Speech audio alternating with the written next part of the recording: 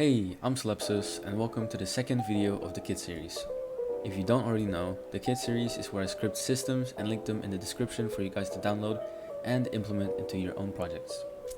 To fund this series, I will be using an add link shortener to monetize my kits, but don't worry since I chose a shortener with a high rep and a relatively quick process. Now without further ado, let's start the video.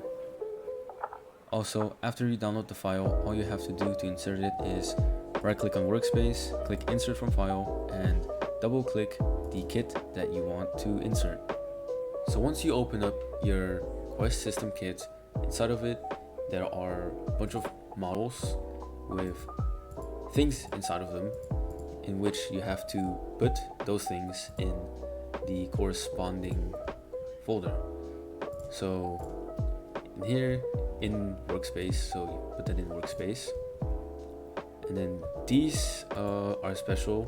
You will put these in your enemy's characters, all of your enemy's characters, and then these will go in your replicated storage, just like that.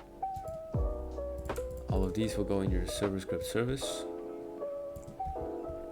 and this will go in your starter GUI.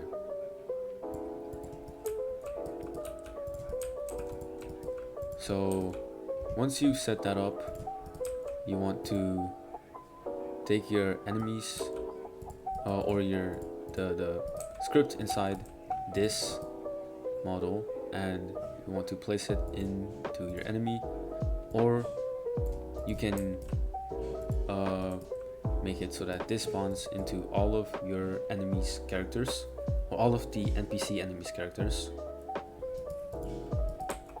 So not humanoid, but yep, into the character itself. Alright, so once you spawn in, you will see that you already have a cache and level stat. Level is preset at 5 in order to show you guys the level requirement part of this. So in every quest you can customize a bunch of things, including the level requirement. And in this case, the level requirement for this quest, a certain quest, is 5. You can see that you can accept the quest, you can close the quest, and you're able to accept it again.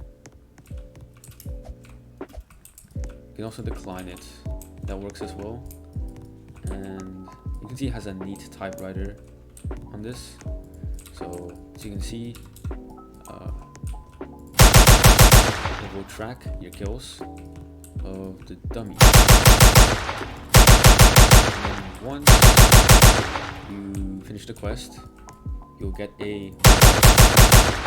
In my case, I've set my reward for this quest to 50 cash and +1 level, but of course that is customizable as well. And if we actually go into the quest script really quickly, right here, the quest giver is just a transparent part. Actually, when you go in here, you should probably make it non-collidable. If we go into the script of the quest giver, you can see that there are a bunch of variables that you can customize, and then one important one that is kind of required is the quest name, which is kind of like a unique identifier for each quest. So you must have a different quest name for each one. And then these ones are basic ones. Level requirement is just required level in order to grab quest. Kills required, how many enemies to kill, or how many you need to kill in order to finish the quest. This is the string name of the enemy in which basically is your target. So only NPCs with this name, if you kill them, only NPCs with this name will count towards this certain quest. And these all are basically the texts that will show up if you are under level, so you can't grab the quest. This is if you can grab the quest, and this is if you already have a quest So yeah, and this is the quest header, which basically shows up at the top of your bar of the quest GUI. If I go here, then you can see it's basically this part. So the name basically. There's the typewriter speed, which is how fast the text gets typed out. I feel like this is like its speed though, so it's up to you. If you want it to be faster, then you put it at a low number like 0.4. If you want it to be slower, then you can put it at like 0.8, 0.9. But for me, I'm going to leave it at 0.06. This is the reward of the quest. Basically, you link up whichever variables you want to increase.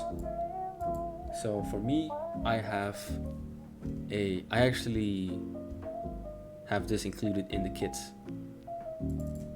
It's the leader stats, and you have the cache and level variable.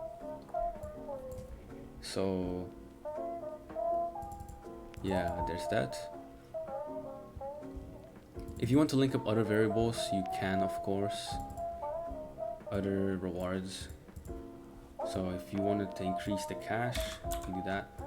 Or if you want to add another variable, you can do like gems.value. If you create gems first, of course. But yeah.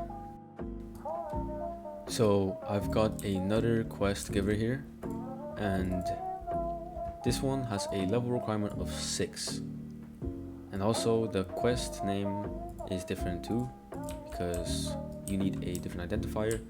And I have a army of dummies. Okay, so if we walk up to this quest giver here and we try to get the quest, it won't allow us because we're only level 5 and we have to be level 6 and above. And yes, it does say that. But if we get this quest over here and level up really quickly,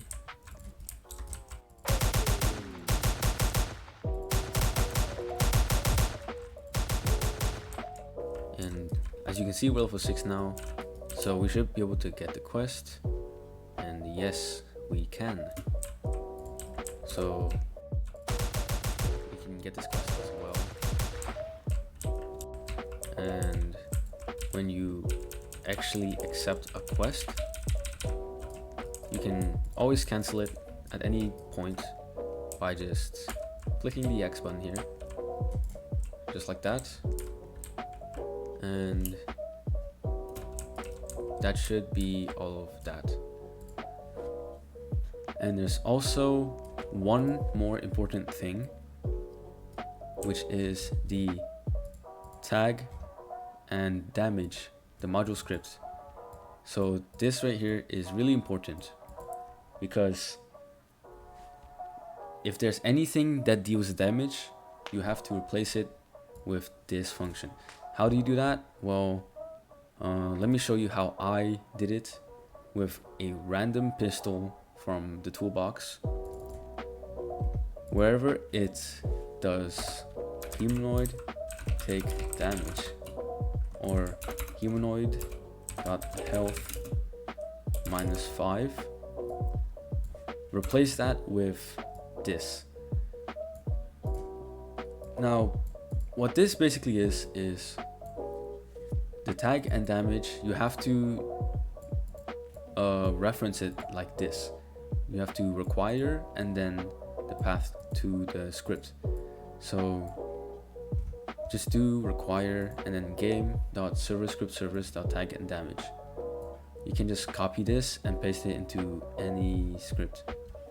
So if we take a look at the tag and damage module script, you'll see that the function takes in a damage, 3 arguments: damage, character, and enemy character. So in your weapon or whatever you're using to deal damage, you want to do this and then do tag and damage, and the damage being dealt, the character of the player, which in this case is player.character, and then the enemy or the character being damaged.